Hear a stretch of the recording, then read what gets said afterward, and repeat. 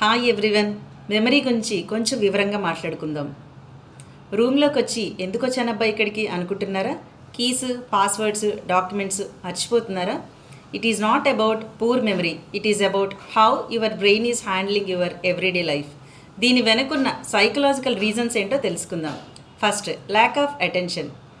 అంటే మనం ఏదన్నా పని చేసేటప్పుడు పరధ్యానంగా చేయడం, లేదా రోజు చేసే పనే కదా అని యాంత్రికంగా రోబోలాగా చేసుకుంటూ వెళ్ళిపోతే బ్రెయిన్ దాన్ని సరిగ్గా ప్రాసెస్ చేయలేదు, అందుకే మనం మర్చిపోతుంటాం. రెండు, ఓవర్లోడింగ్ ఆఫ్ ఇన్ఫర్మేషన్. మనం అవసరమైన దానికన్నా మన బ్రెయిన్కి ఎక్కువ ఇన్ఫర్మేషన్ ఇచ్చేస్తున్నాం.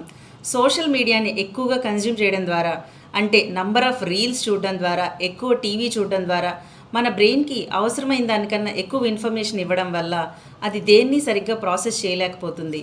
మూడు, ఎమోషనల్ కనెక్షన్ లేకపోవడం, ఎయిదర్ పాజిటివ్ ఆర్ నెగిటివ్. మనం ఫర్ ఎగ్జాంపుల్ ఒక జర్నీ చేస్తున్నాం అనుకోండి, ట్రైన్ జర్నీ. పాత ఫ్రెండ్స్, 10 years బ్యాక్ నైబర్స్ ఎవరన్నా అదే ట్రైన్ జర్నీలో అనుకోకుండా కలిశారనుకోండి, అప్పుడు మనం ఆ జర్నీని ఎప్పటికీ గుర్తుపెట్టుకుంటాం కదా.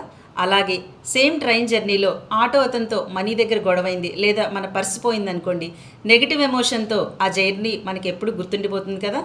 సో మిగతాదంతా ఫ్లష్ అవుట్ చేసి ఏదైనా పాజిటివ్ ఆర్ నెగిటివ్ ఎమోషన్తో కనెక్షన్ ఉన్నదాన్ని బ్రెయిన్ చాలా బాగా గుర్తుపెట్టుకుంటుంది అనమాట, మిగతావి మర్చిపోతుంది. Fourth one, lack of proper sleep. అంటే క్వాలిటీ స్లీప్ లేకపోవడం. ఎన్ని గంటలు పడుకున్నాం అన్నది కాకుండా ఎంత క్వాలిటీ స్లీప్ మనం ఇచ్చామనేది ఇంపార్టెంట్. మన నిద్రలోని బ్రెయిన్ మెమరీని రీటైన్ చేసుకుంటుంది. Fifth one, lack of happiness. అంటే స్ట్రెస్ అండ్ యాంగ్జైటీ.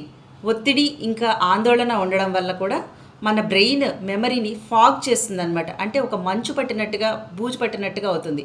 మనకు అవసరమైన విషయాలను కూడా మర్చిపోయేలాగా చేస్తుంది.